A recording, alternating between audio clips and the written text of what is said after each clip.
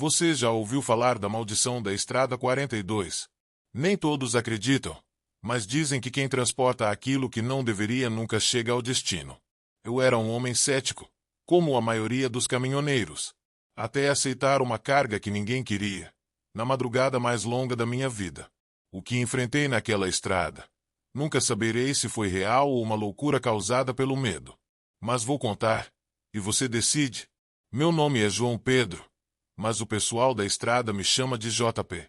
Sou caminhoneiro há 20 anos e já passei por tudo: assaltos, acidentes e até enchentes, mas nada se compara àquela noite. Tudo começou com um telefonema de um cliente desconhecido. O trabalho era simples, pelo menos parecia. Pegar uma carga em um galpão no interior de Goiás e levá-la até um destino secreto em São Paulo. Pagamento em dinheiro, adiantado, e o único pedido: não pare o caminhão, aconteça o que acontecer. A carga era um pequeno container trancado com correntes e lacres. Não era grande, mas me dava calafrio só de olhar. O contratante, um homem de terno, com olhos frios e um sorriso vazio, me avisou: você não deve abrir isso. Jamais. E, acima de tudo, não pare para ninguém, nem mesmo para a polícia. Peguei a estrada à meia-noite. A BR-153 estava deserta, envolta em um manto de neblina que parecia surgir do nada. Os primeiros quilômetros foram tranquilos, mas uma sensação de peso começou a tomar conta do ar. Era como se algo invisível estivesse comigo na cabine. Logo no início do percurso, percebi que estava sendo seguido. 2 faróis apareceram no retrovisor, brilhando intensamente. Pensei que fosse outro caminhoneiro, mas eles estavam perto demais, quase colados à traseira do meu caminhão. Pisquei os faróis para dar sinal de ultrapassagem, mas o veículo não saiu de trás. De repente, aceleraram e passaram por mim em alta velocidade. Era uma caminhonete preta, sem placas. Assim que passaram, entraram no acostamento e bloquearam a estrada. Parei bruscamente, com o coração na boca. 4 homens desceram da caminhonete, armados. Um deles gritou: desce daí, motorista. Essa carga agora é nossa. Sem pensar, joguei o caminhão para cima deles. Ouvi os gritos e o som metálico da caminhonete sendo arrastada enquanto acelerava pela estrada. Meus ouvidos uniam, e minhas mãos tremiam no volante. Mas a pior parte ainda estava por vir. 15 minutos depois, vi o primeiro bloqueio policial. Carros com sirenes ligadas formavam uma barreira na estrada. Meu sangue gelou. Será que os bandidos tinham avisado a polícia? Ou será que a carga era ainda mais perigosa do que imaginei? Lembrei do aviso do contratante: não parar para ninguém. Respirei fundo, engatei a marcha e acelerei. Os policiais abriram fogo, os disparos ricocheteando na carroceria do caminhão. Passei pelo bloqueio, mas os pneus começaram a ceder. Consegui manter o controle, mas sabia que não poderia continuar assim por muito tempo. Foi quando comecei a ouvir os sussurros. No início, pensei que fosse o vento, mas as vozes ficavam mais altas, mais nítidas. Elas vinham de dentro do container. Abra, estamos esperando. Ignorei, tentando me concentrar na estrada, mas as vozes começaram a soar como se estivessem dentro da minha cabeça. Olhei pelo retrovisor e quase perdi o controle. Uma sombra escura, alta e disforme, parecia estar sentada no banco traseiro da cabine. A chuva começou de repente, torrencial, tornando a visibilidade quase nula. Foi então que vi a figura no meio da estrada. Era uma mulher, de vestido branco, com longos cabelos molhados cobrindo o rosto. Não tive tempo de desviar. Atravessei a figura, mas ela não desapareceu. Ela estava agora no banco do passageiro, me encarando com olhos sem vida. Pare o caminhão, João Pedro, ela disse com uma voz gelada. Pisei fundo no acelerador, lutando contra o pânico. Mas algo puxava o volante, tentando me forçar a sair da estrada. Era como se o próprio caminhão estivesse sendo controlado. Quando finalmente encontrei um posto abandonado para encostar, desci para verificar os estragos. A carroceria estava cheia de marcas de arranhões, como se garras gigantes tivessem tentado abrir o container. Foi então que percebi: a fechadura estava solta, e as correntes pendiam, quebradas. Com a lanterna, me aproximei do container. As portas balançavam levemente, como se algo estivesse se movendo lá dentro. Minha respiração ficou pesada. Contra todos os avisos, abri as portas. O que vi lá dentro é difícil descrever. Não era humano. Era uma coisa retorcida, com olhos brilhantes e um sorriso que parecia se estender para além do rosto. Ela sussurrou: "Obrigado por me trazer até aqui." Corri de volta para a cabine e liguei o motor, mas o caminhão não se movia. Pelo retrovisor, vi a criatura sair lentamente do container e caminhar na minha direção. Meu corpo inteiro congelou. No fim, só lembro de acordar em um hospital, dias depois. O caminhão foi encontrado vazio, abandonado à beira de uma estrada que nem existe nos mapas. A carga, desaparecida. Hoje, não dirijo mais. A estrada é cheia de histórias, mas algumas não deveriam ser contadas. E se você, algum dia, receber uma oferta boa demais para ser verdade, recuse. Porque pode não ser apenas a estrada que está te observando.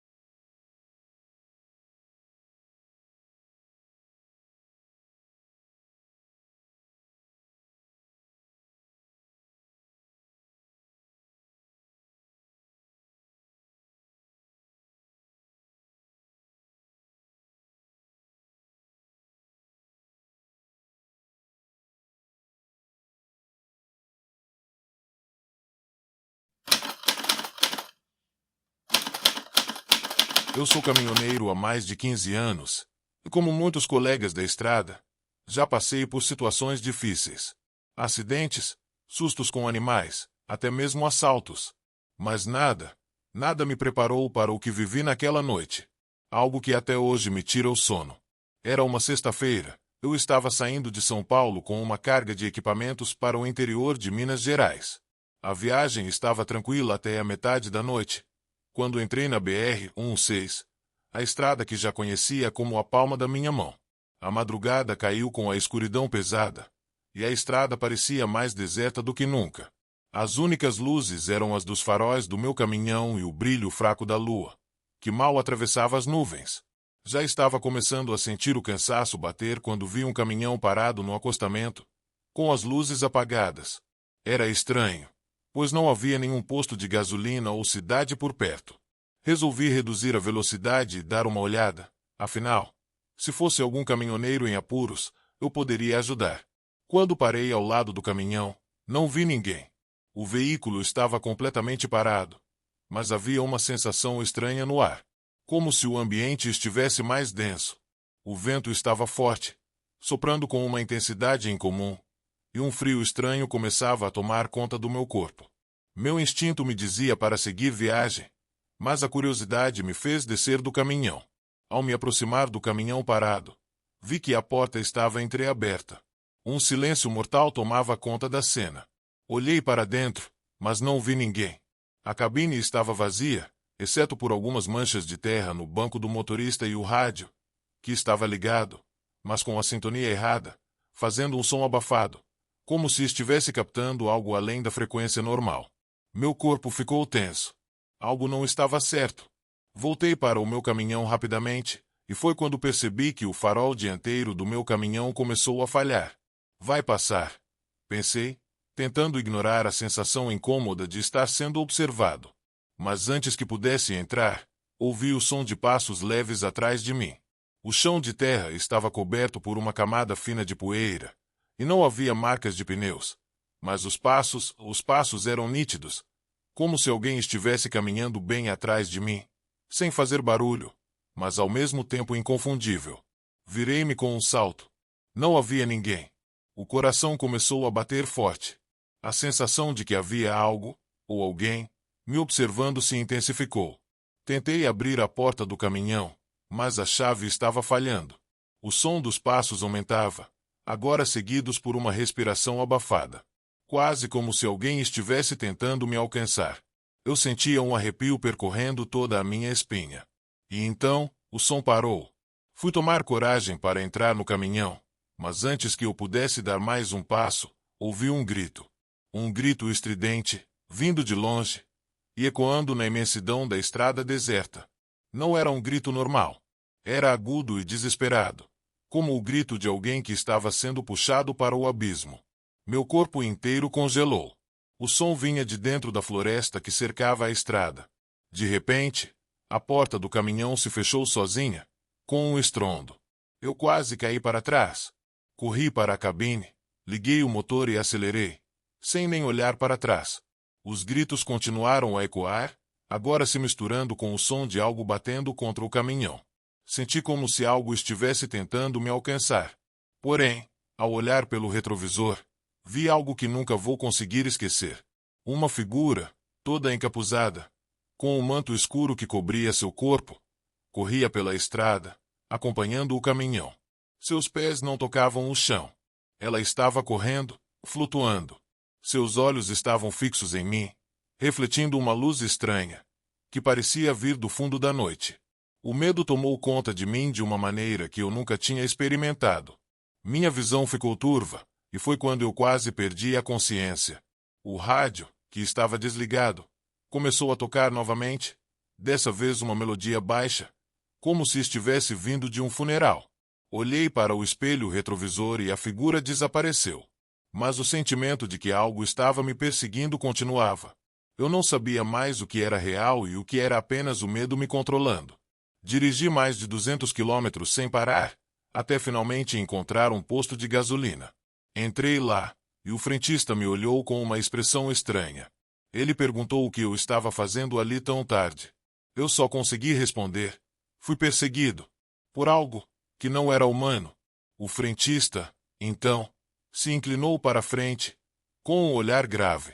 Ele me disse, baixinho: essa estrada tem uma história. Dizem que, nos anos 80, houve um acidente aqui. O motorista morreu, mas o corpo nunca foi encontrado. Desde então, muitos que passaram por ali ouviram os mesmos gritos. E outros nunca mais voltaram. Não voltei para aquela estrada. Até hoje, cada vez que passo perto da BR-116, me arrepio, lembrando daquela figura correndo pela estrada, com os olhos brilhando no escuro. Não sei se foi real ou se a mente, assustada pela solidão e o medo, me pregou uma peça. Só sei que, desde aquela noite, nunca mais fui o mesmo.